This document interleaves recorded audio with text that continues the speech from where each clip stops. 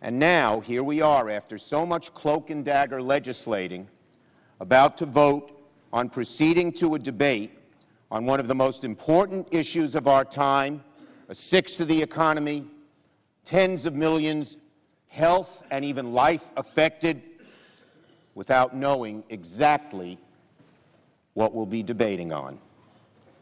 Perhaps nothing could sum up the process that's gotten us here quite as well as this.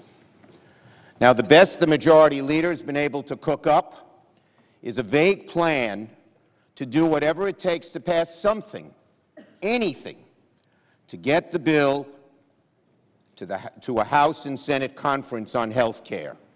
My colleagues, plain and simple, it's a ruse.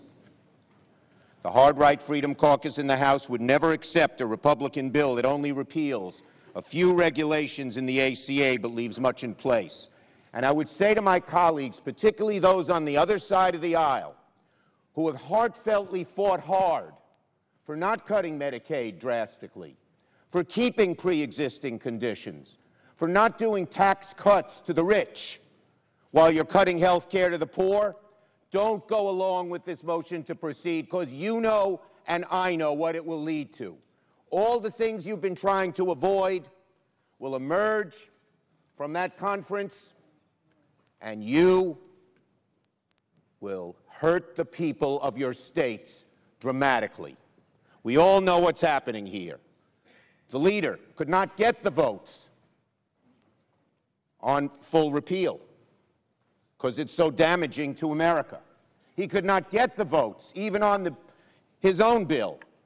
So instead, the plan is to come up with a proposal that's simply a means to repeal, a means to dramatic cuts, a means to getting us in conference, and we all know what the result of that conference will be. I would plead one last time with my friends on the other side of the aisle, and I know you've sincerely tried to modify and change things. Turn back. We can go through regular order. We want to work with you. We know that ACA is not perfect, but we also know what you've proposed is much worse. We can work together to improve health care in this country. Turn back now, before it's too late, and millions and millions and millions of Americans are hurt so badly in ways from which they will never, ever recover.